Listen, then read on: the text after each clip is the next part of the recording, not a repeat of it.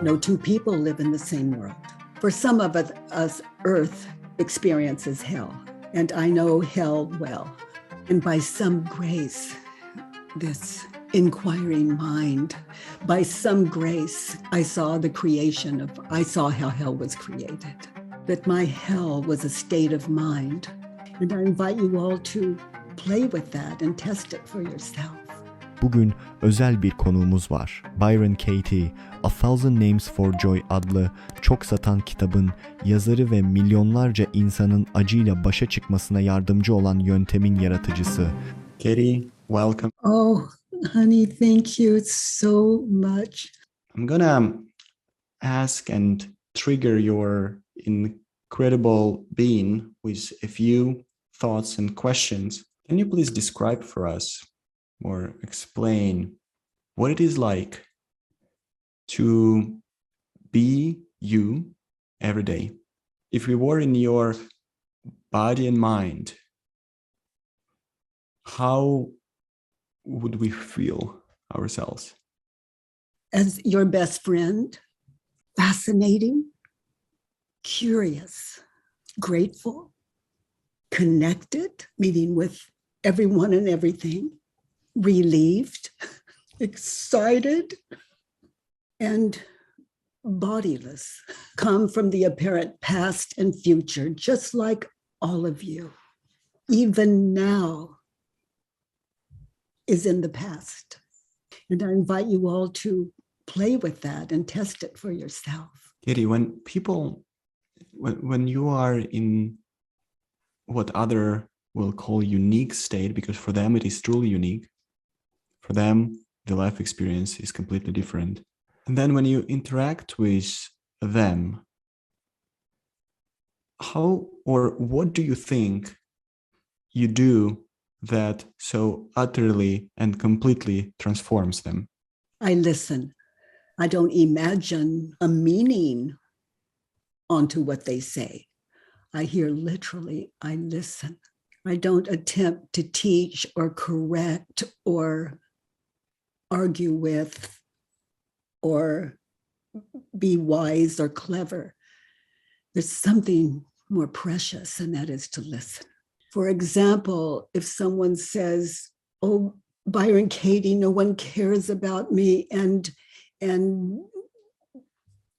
I don't know what to do, and you know, a discussion like that, I understand what suffering is. So my experience is compassion. I really understand what it is to suffer. Is that I understand that other than what they're thinking and believing, that trance, other than what they're thinking and believing, they're safe. They are well, other than that. No two people live in the same world. So if I want peace in this world, I need to look to this, because what I'm thinking and believing is the world as I believe it to be. A way of seeing, to answer your question with just in a very simple way, a way of seeing. I love this way of seeing. It's a given. It's nothing I'm doing. Do you ever feel negative emotions? No. And what I mean by that is a negative emotion is a beautiful thing because it takes me back to the cause of that negative emotion. So I have dealt with it there. And if I have a negative emotion, it's unfinished business that I need to identify and question. A man put a gun to my head, and he said he was going to kill me, and he pulled the hammer back on the gun. And it was a beautiful evening, very, very late at night, and the moon was bright and the clouds, and evidently he was out there, and I just came into his space without knowledge that he was there.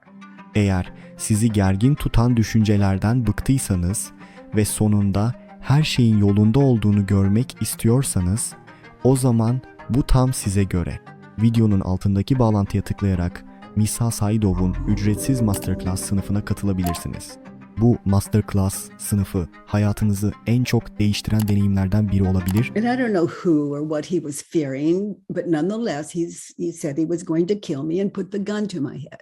The point is, I looked into his eyes and I saw a man in terror and I felt compassion. And I had the thought, I hope he doesn't do that to him. I didn't imagine a future where he would pull the trigger, the gun would go into my body and kill me, because I had no way of knowing he would pull the trigger or not. He said he was going to do it. Who knows? I knew I couldn't outrun the bullet. I can't run faster than a bullet. And as it happened, he didn't pull the trigger. But if he pulled the trigger, the worst that could happen is what I'm thinking and believing. So what crazy person would want to live what could be the last moments of her life being shot before she's shot? That's crazy. That's me killing me before he kills me. He could have pulled the trigger. Don't know. The worst that can happen is what I'm thinking and believing. Those of you that have the fear of death, what do you fear? Write down what you fear about after death and question those thoughts. You'll find that the thoughts you fear about death are exactly the same thoughts you fear about life. And if you can meet your thoughts with understanding, then you can meet the world with understanding. Now, I've never heard you say that there is any other God for you than reality. Can you explain, do gods exist? And when you say reality is my God, what actually you mean by that? I have words for God like good. Mm-hmm. So that's the possibility for mankind. And mankind is always aware of good. The ego talks us out of what we know is right. Our heart, let's say. But there's a wonderful partner to thinking against the heart. Goodness, kindness. And that gift is guilt. Guilt is like the fertilizer, the food for all addiction. So it can serve us well to know the cause of guilt and the cause of addiction. We can identify what we're thinking and believing and question it. Us back to the heart. The cause of suffering questioned gives us a more expansive, more enlightened, kinder life, living out of the heart, in other words. Katie, you are always, always amazing. Thank you so much for your love, for your kindness. Oh, So much. I appreciate. Oh, I'm sure you just did. Thank you for the invitation. It's a privilege to support all that you are and all that you give. Thank you. Thank you. Bye. Bye. Kanalımıza abone olun. Dünya efsaneleriyle birçok etkileyici röportaj sizi bekliyor. Ve kendi dönüşümünün başlayacağı kursa katıl.